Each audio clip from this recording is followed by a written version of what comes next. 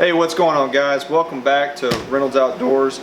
Today's video, we're mixing it up a little bit again. We're going to be talking about handguns. Haven't done a handgun video in a very long time. Here we are, January 2023, so we decided it'd be fun to do a top 5 concealed carry guns of 2022. So essentially, what sold the most, all pretty much the latest models from 5 different very reputable brands. And these aren't in any particular order. We're not doing like a best to worst or vice versa. It's just what we sold the most of, what's most requested, and we're going to go over, we're going to touch on each one, go over a few key features, maybe give some personal opinions on 1 or 2 of them. And so let's go ahead and kick it off with the Glock 43X, specifically the MOS model. So this is the latest, I guess you say, addition to the 43X lineup. So, Parker, what's a couple of cool things to talk about the 43X MOS? So that one, the big advantage over just the standard 43X is it's optics ready and has the light rail on it. That's pretty much the standard in the industry now, is putting a red dot on your pistol and a light. So you have the option with this one. It's probably the most asked for carry gun of 2022, but we just now were able to get them. But it's overall, it's hard to beat. It's a Glock. It works. There's nothing too crazy about it, but the dot and the light rail is probably the biggest advantage. Yeah. What about magazine capacity? It comes with what? Two 10 rounds? Yeah, you get 2 10-round magazines, and probably the most popular upgrade is the Shield Arms mags. That gets you up to 15 rounds. So same capacity as a Glock 19, it's just thinner and lighter. Yeah, these were hard to get. These have been out for a while. When I was here full time, I never saw one. I come through the make it to the shelf, but yeah, the 43X, I mean, what can we say about Glock that hasn't been said 100 million times? It just works. Great pedigree. I mean, it's been around since the 80s with the Glock brand, not the 43X, of course, but I personally carry a 43X. Love this handgun. Like Parker said, the Shield Arms mag is all metal. It is a 15-round mag, and that does come with a extension, and that bumps it up to 20 rounds. Yeah, you can get 20 plus rounds. 5. Yeah, 20 rounds. So very. And I know some people will argue, well, it's not out of the box. You have to buy more stuff, assuming that it's available. Yes, you could say that's a con against the gun, but Glock works. It's a great handgun. So MOS, pretty much all brands now. I mean, Smith, Sig, Springfield.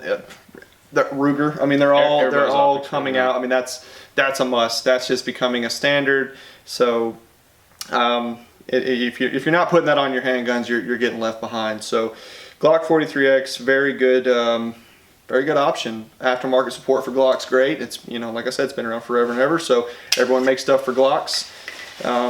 All right, so moving on. We're not going to spend too much time on any one gun, so this video is not an hour long. So. All right, Sig Sauer P365X. Wow, great. Sig. So Sig has, we had a hard time deciding which 365 do we want to use in this video. They've got a pretty extensive library five of, now. Yeah, is it 5? 5, sort of 6, depending on the macro. They have 2 different macros. They have the comp and the standard one now. And then they have the X, the standard original 365, and the SAS. So you got plenty of flavors to choose from. We went with the X. It's kind of the closest. It's similar to a Glock 43X. It's kind of the all-around. We really started selling more of the X and the XL in the 365s. It's optics ready. It has the light rail. Advantage over like the 43X is it comes factory with the night sights that are metal. So if you like your iron sights, you're saving $100 over like a good set of Ameriglos or XS or something like that for a 43X. And it gets 2 rounds extra flush fit metal magazines, and you can get 15-round mags for it. And if you go up to the macro, you can get 17 rounds flush fit. 17 rounds flush fit. That is nuts. So, and that does the X-Ray 3 night sights. So they all come. Yeah, every model comes with the night sights. So where I back up to the Glock, this model does not. It has the standard polymer, just regular Glock sights, but there are, like I said, millions of options out there for night sights for Glock. But out of the box, you do get the X-Ray 3 night sights. Sig's killing it. I mean, they're all the fancy contracts they're getting very lucrative. So they're just cranking out just model after model of the 365. But But yeah, great option, Sig Sauer. Give it a look. You know, not going to go wrong there. So, what's next on the table, Parker? So next up, we got the Smith & Wesson Shield Plus. It's a little bit bigger offering compared to a 43X or a 365X, but you're stepping up 13 rounds with the extension and an 11 flush fit. Metal sights, has probably one of the best triggers in the category. In my opinion, it is the best trigger in the category. Factory, they shoot really well. They're not snappy at all. But optics ready, they're hard to find an optics ready model, and they don't have a light rail, so that is a disadvantage compared to 365X or. Yeah, I mean Smith & Wesson. Yeah, I really like how, like Parker said, trigger. I mean they've very much improved on the trigger and the overall design of the trigger. Yeah. So if you hadn't felt one or held one in your hand since the Gen 1 or the first model of the Shield, I mean they've very much improved. I don't know if you touched on the texture of the grip. Yeah. Yeah, that's. I mean, it almost has that stipple feel to it. I mean, some might think it's a little too aggressive. I mean, you can always sand it down a little bit if it's, hurting your hands. But, but I, very much like this handgun. Feels great.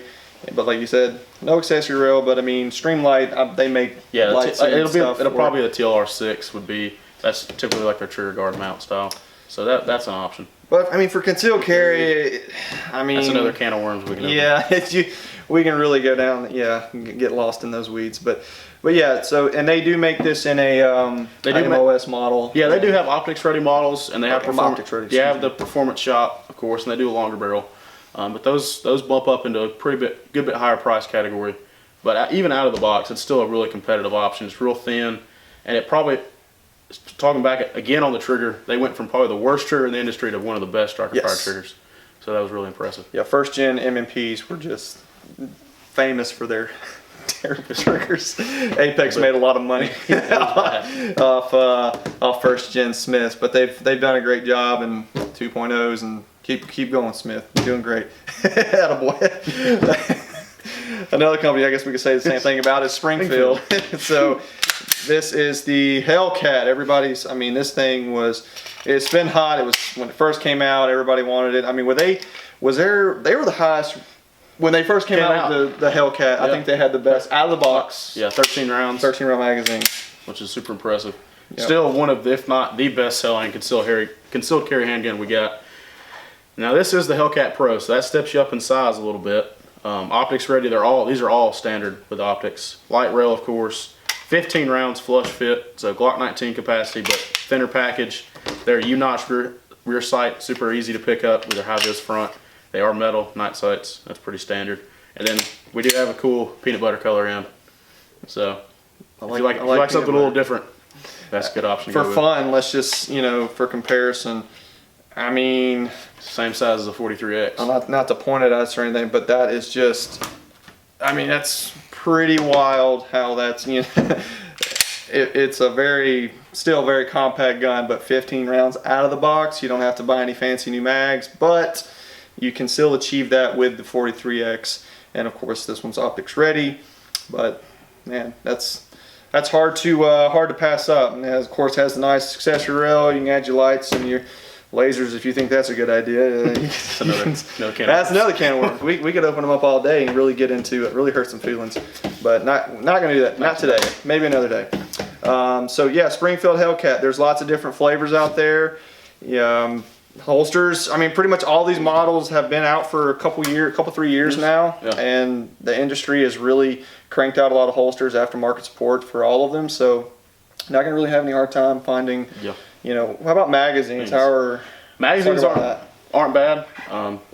Springfield's pumping out the mags, of course. Smith & Wesson's not hard to find. We've had piles of those since they came in. 365s, very popular, easy to find magazines. They're a little more expensive. They're full metal construction. Yes. That's the price you pay with SIG. You got to buy into it. That is another pro for Glock. And a lot of people say, well, the capacity's not great, but they're everywhere and they're cheaper than SIG. I mean, SIG's magazines are famous for being expensive. They can be, $60, $70 a pop depending on which one you get. Yep. I mean, it's pretty steep, but that's the price you pay. Yeah, quality is, hey, it is what it is. But now, last but not least, the smallest of the bunch, we got the new Ruger LCP Max. We were kind of laughing about it when we were having to pick the 5th gun, and this is what I recommended, and that's what we went with. These were actually super popular for us.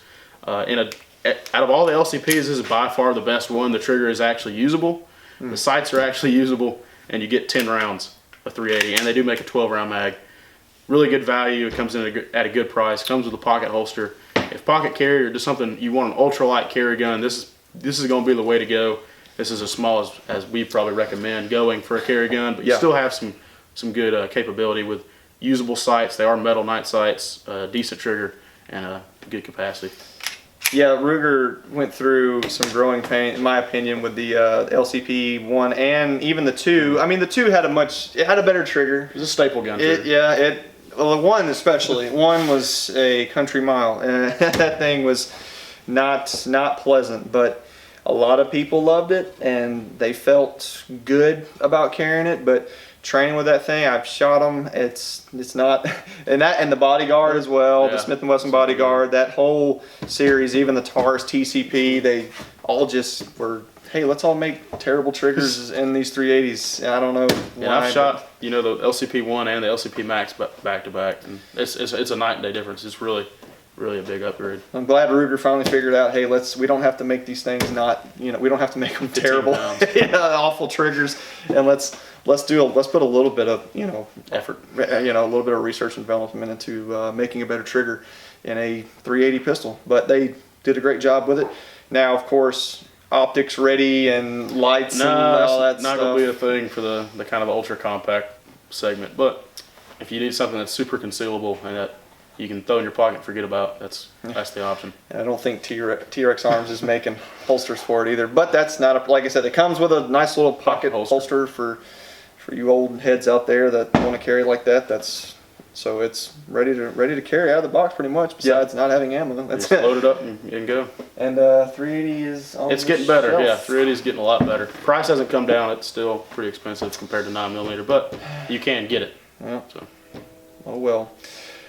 Well, yeah, I think we've pretty much hit all the right notes with the. So this is top 5 popular concealed carry pistols. Let us know in the comments what you think. What's your favorite pistol? Please, we encourage you to argue and fight over which one is your favorite brand that you decided for no reason whatsoever other than the fact that that's the first one you bought. No, I mean, seriously, they're all great. Now, there's not a bad. I mean, I don't think there's a bad gun. I know you're just trying to. You guys are sales associates or whatever. I'm not anymore, but yeah, there's something good to be said about all these. Like I said, Smith had some, when they first came out, it was at the time great, and then they got left kind of in the dust, but then they caught up with the Plus, and it's been kind of a capacity race with all these companies, and I think SIG and Springfield kind of been duking it out lately, where Glock's like, yeah, we're fine, we'll let Shield Arms make mags for us, but all great options here on the table, guys, and there's plenty in stock right now, right, Parker? Oh yeah, it's solid inventory. It's getting a lot better. It's not 2020 anymore, so we're thank God we're much better shape than we were then. Well, in some ways, depends on who you want to get a gun from. Yeah. Well, anyways, not going off and chasing rabbits. Well, all right, guys, thanks for watching. Like always, like, subscribe, all that stuff. Doesn't really matter. YouTube don't monetize us anyways, but hey, we appreciate it. We appreciate you watching and commenting and all that stuff. Like I said, tell us what's your favorite handgun and why you chose that one, and tell us why you hate the other ones. But well, anyways, thanks for watching, guys. We'll see you next time.